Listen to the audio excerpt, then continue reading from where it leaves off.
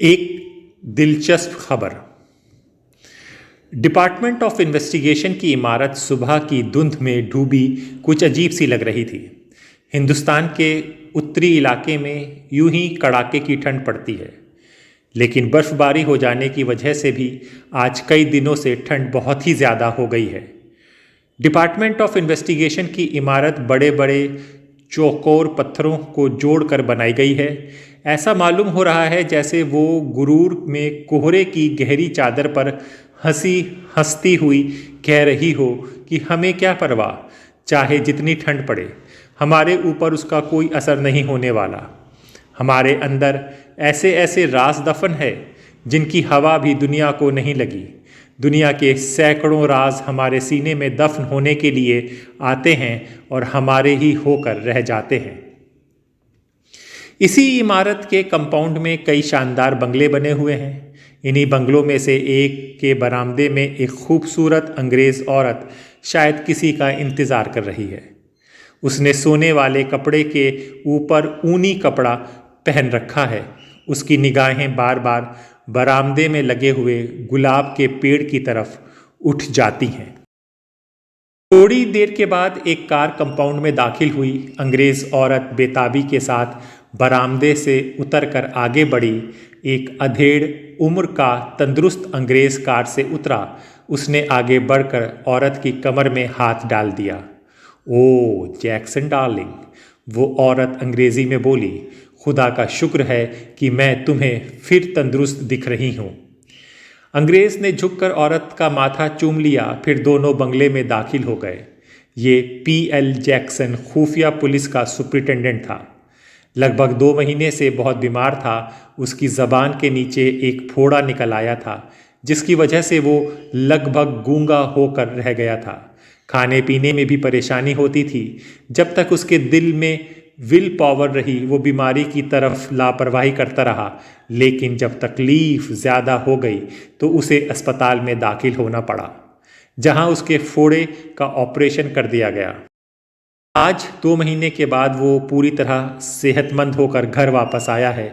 जो औरत उसका इंतज़ार कर रही थी वो उसकी बीवी थी। उसी दिन दोपहर की बात है। दफ्तर में हमीद फरीदी के कमरे में हंसता हुआ दाखिल हुआ। फरीदी अखबार देखने में मशगूल था। उसने चौंक कर हमीद की तरफ सवालिया अंदाज से देखा। शायद ऑपरेशन के सिलसिले में मिस्टर जैक्सन के दिमाग की भी कोई रग कट गई है, हमीद ने कहा। क्या मतलब? चपरासियों से लेकर डिप्टी सुपरिटेंडेंट तक को एक एक कर कर अपने कमरे में बुला चुके हैं। स्टाफ की हाजिरी का रजिस्टर सामने खोल रखा है। क्यों? पता नहीं, हमीद ने मुस्कुराकर कहा। आपको सलाम कहा है। फरीदी ने उठकर सिगार को जला हुआ टुकड़ा एश ट्रे में डालते हुए कहा। अखबार मोड़कर उसने जेब में रखा और पंजों के बल चलता हुआ कमरे से निकल गया। ये उसकी अजीबोगरीब आदत थी कि वो दफ्तर में आमतौर पर पंजों के बल चला करता था। शायद उसका मकसद ये था कि जूतों की आवाज़ से किसी के काम में खलल ना पड़े। वो पर्दा उठाकर मिस्टर जैक्सन के कमरे में दाखिल हो गया। हेलो मिस्टर फरीदी, आप तो अच्छे हैं? सुपरिटेंडेंट ने पूछा। मेहरबानी, फरीदी ने मुस्कुराकर कहा। मैं आपको आपकी सेहतयाबी की मुबारकबाद देता हूँ। शुक्रिया, जैक्सन ने कहा। बैठिए। फरीदी बैठ गया। मैं क्या बताऊं कि मुझे अपने स्टाफ से कितनी मोहब्बत है, जैक्सन मुस्कुराकर बोला। मैंने दफ्तर आकर सबसे पहला काम यही किया कि एक एक करके सबको बुलाकर मुलाकात की। हम सब आपकी मोहब्बत की कद्र करते हैं, फरीदी ने कहा।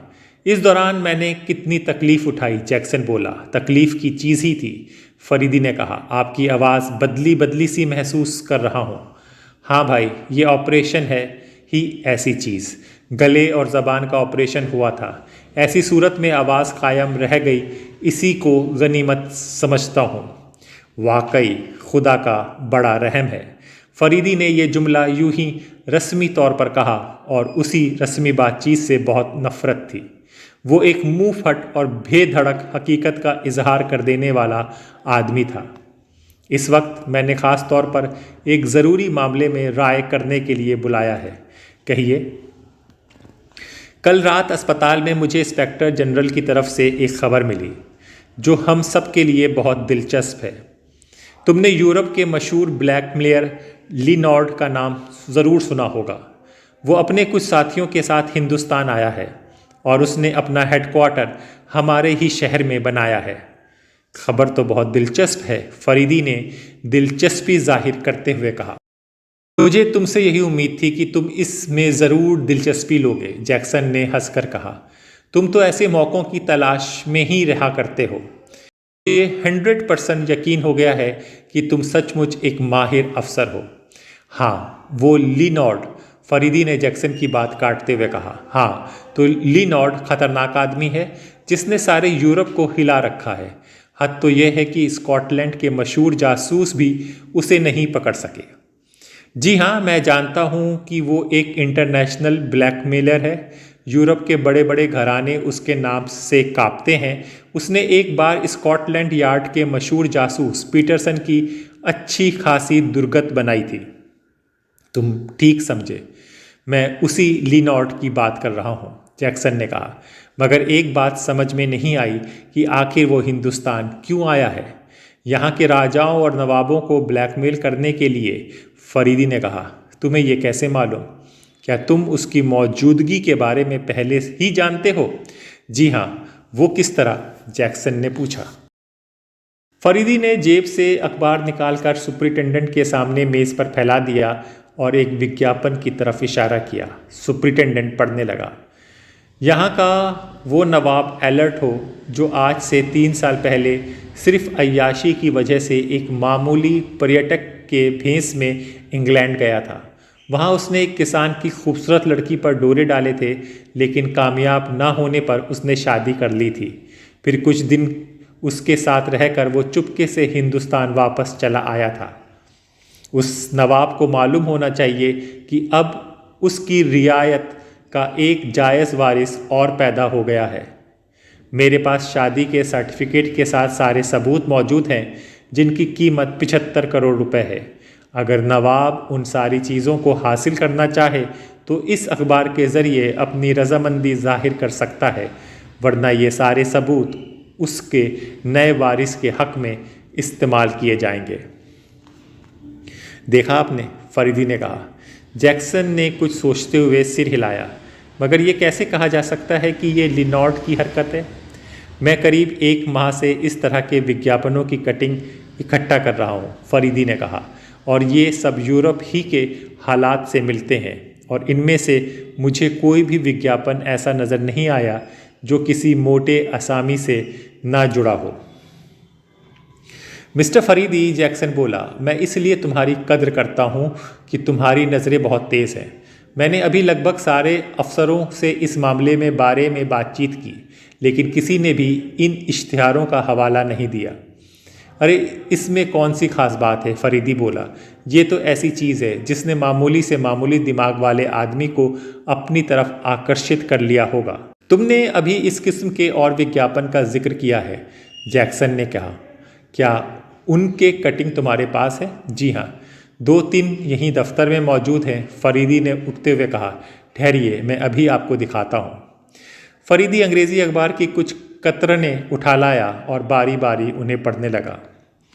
वो महारानी साहिबा, ध्यान दें, जो अय्याशी के लिए हर साल पेरिस आती हैं, उनके वो ख़त मेरे पास मौजूद हैं जो उन्होंने अपने आशिक को लिखे थे। उन ख़तों की कीमत 16 करोड़ रुपए है।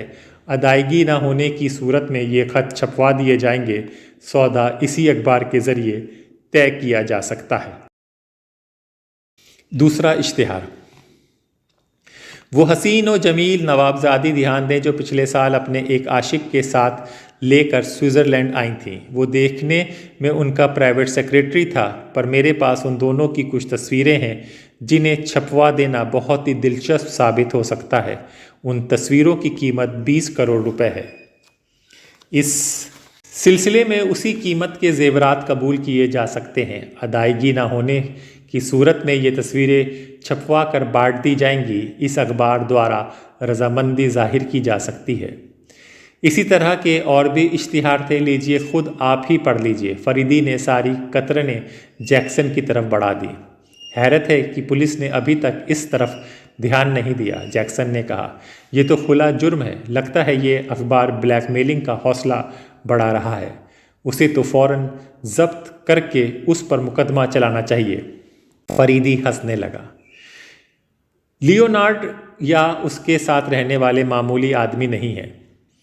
वो इतनी आसानी से पकड़ में नहीं आ सकते, फरीदी ने कहा। मैं तुम्हारा मतलब नहीं समझा।